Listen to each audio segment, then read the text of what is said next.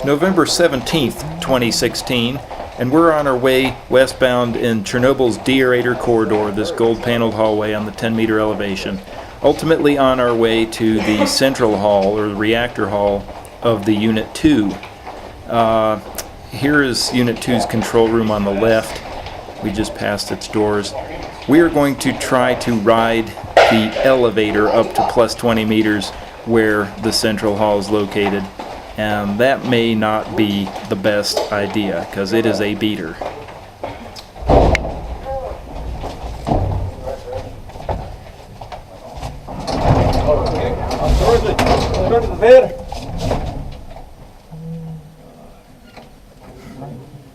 And it drops. Good question.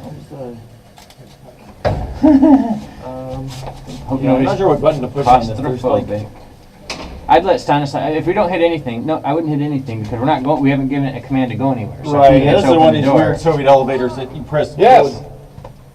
Yes. Stasi. Okay, what button is for the foot? So, here is level 9.2, push button 9.2. All right. There we go. Maybe That happened when my kids were we'll go little. upstairs by walk because I'm not sure that we will go there. Yes. Okay. Go. Because we had some problem with it. Let's go upstairs. Let's take the stairs.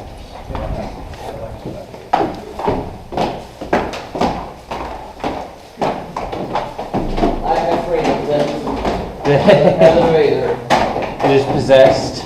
Yes. So we'll work our way up this stairwell to the 20-meter elevation and get off there to go visit the central hall. This is our escort here, Stanislav Shekstillo, the long-term employee here in the information department at JNPP. He's been here since the days that this was an operational nuclear power plant.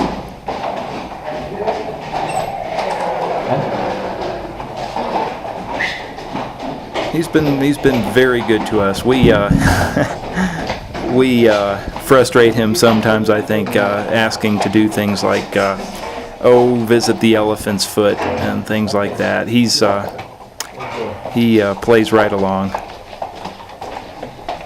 On the left here are going to be the compartments for the drum separators in this type of reactor, and then we'll come here to the anteroom to the central hall where people change clothes and so forth to work at the reactor fueling face. So we'll come on in here. There's some radiation detection gear because the central hall is a fuel handling area and is potentially radioactive.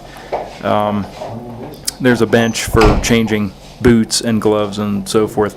I'm not going to show you the whole process because it's pretty boring watching people put on boots and gloves, but we'll speed up here and then look at some other stuff once we go in. Pictures. So, and also respirator.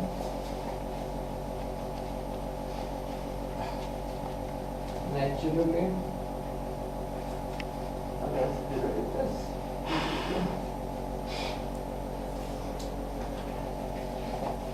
So be attentive, please, during our, being here in the reactor hall, be very attentive, please, as usually.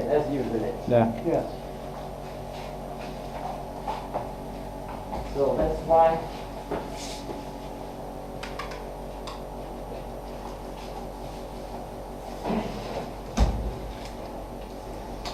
It might be backwards.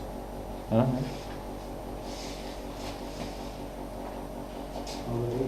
Yeah. There's a little cardboard in the back. It's okay. I know. It's better to do it like this because they are too big. It's not 45, 43. You see? Yeah. Can I have a small one?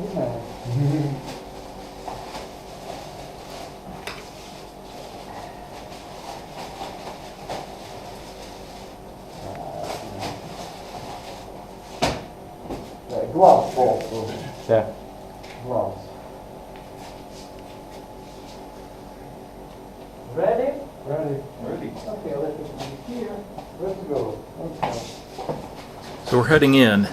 The central hall is not only a contamination area, but also a giant hot cell for fuel handling, because when the fuel's out, it produces a lot of radiation in this area. So you'll note we go through this little dog leg of concrete that acts as radiation shielding, and then we'll step into the central hall itself. And here we are. Wow. It's really obvious that they don't have to. So, this. So, this is again small information again for you here and to here how you'll look in, because something is open and the request of this operator not to go here Yeah. on the Yeah. yes, upper core of the reactor. So you can go round, and also so like this. And I'll ask him to switch off the light. Oh, Yes. спасибо. Спасибо. Да, спасибо вам. Если наша помощь нужна, пожалуйста. Я понял. Я вас. Look at that fuel handling machine.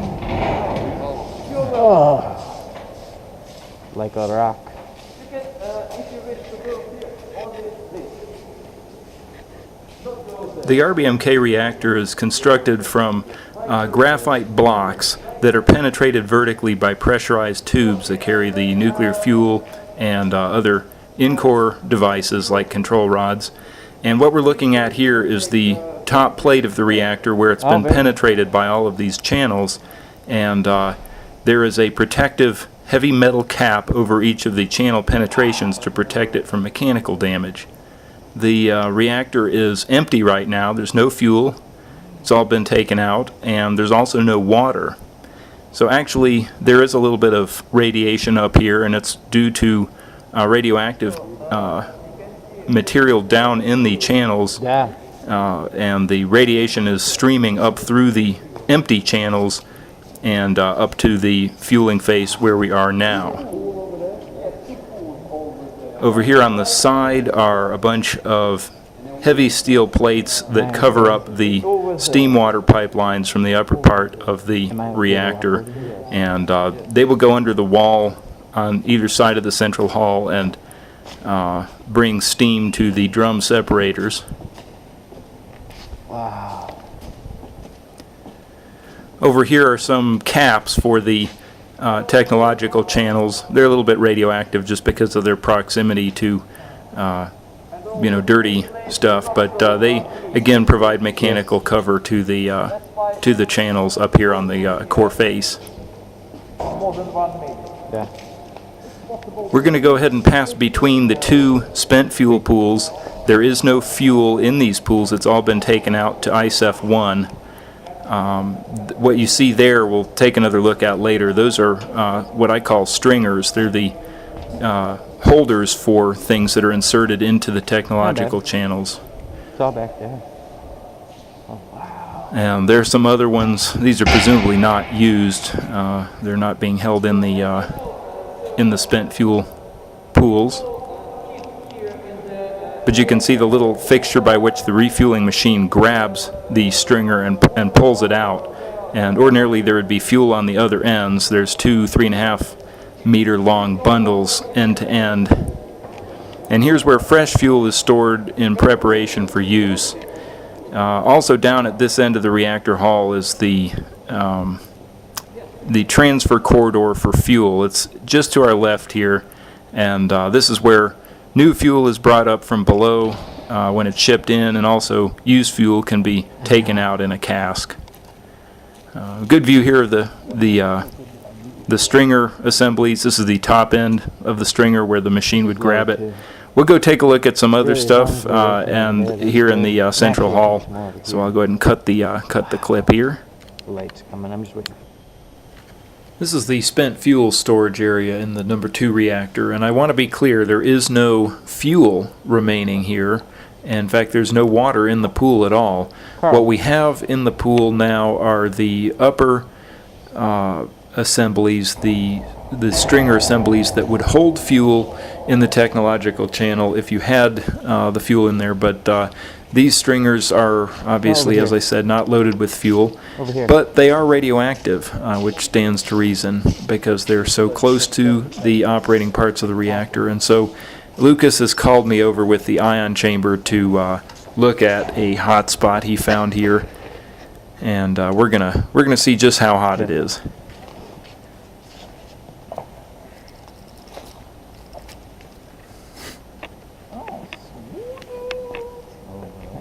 Point your light at it. Point your light at it. My life? No, his light. He is the hydrogen? It's this one right here. Hang there for just a sec. And that's the one right there. You'll notice all of these stringers have a nose on them, a little catch that the refueling machine can grab onto in order to drag it out of the channel. It's really, it's quite a clever way of doing things. Incredible. And this spot right here that we're measuring, we're measuring 2 Röntgens per hour. And, you know, this is a power plant that's known for having a lot of spicy stuff around. So 2 Röntgens really not that high, but it's something. And this is, I should be clear, this is very localized. This is not coming from the bulk of all of these stringers that are parked here. It is, it's some sort of fuel flea or just a local bit of leakage or contamination on that one spot. And so yes, the dose rate's a little bit high, but it's, at least as far as this power plant is concerned, it's really not much at all. Stanislav, how many times have you been in here? Many? Yeah. Is it okay if I walk up on the scaffolding now that everyone is down?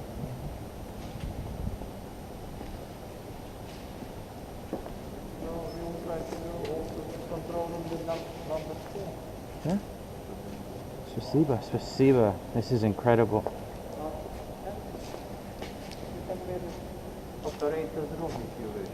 Oh, this one right here?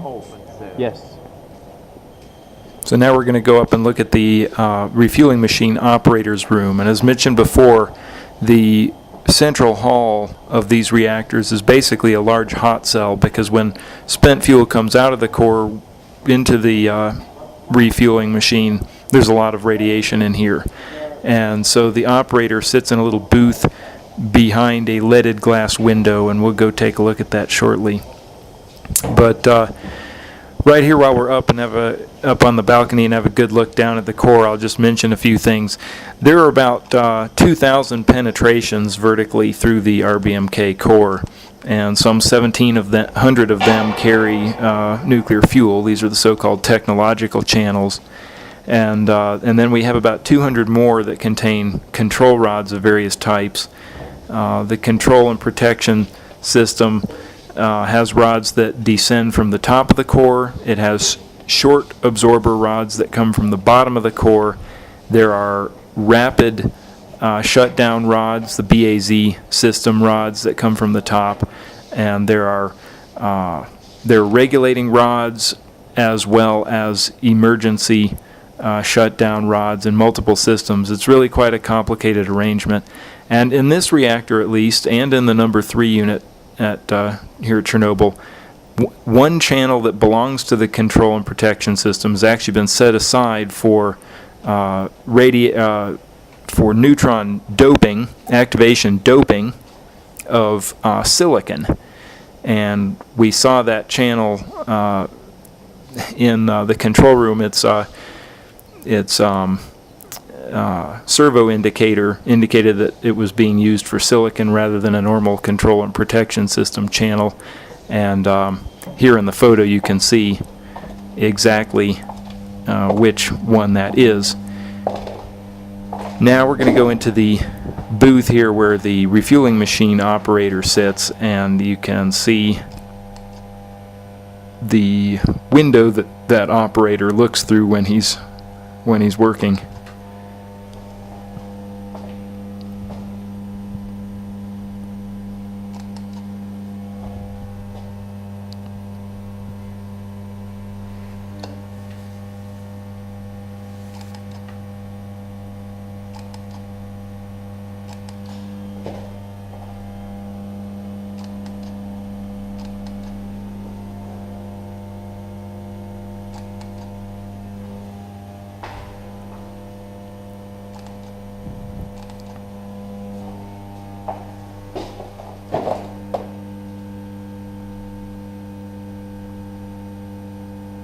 So Lucas is getting photographs of literally everything in here, and now we'll head back out through the shielding maze, back out onto the platform here. And this is a good view of the central hall.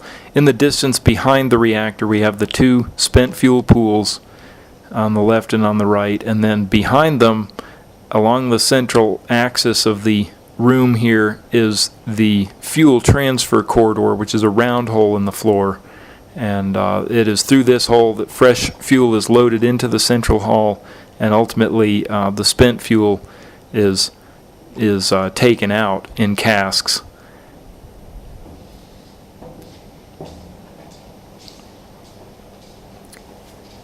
Anyway, I think that is a good overview of the reactor fueling face in Chernobyl Unit 2. This reactor has been offline since the accident in 1991 that basically destroyed all of its number 4 generator and its feed water pumps. And it was a political decision not to restart the number 2 reactor, but to leave it shut down. And it's been that way ever since. So the history of this place, even though the lights are on and it's quite pretty in here, this has been a shut down nuclear reactor since before the Soviet Union came apart.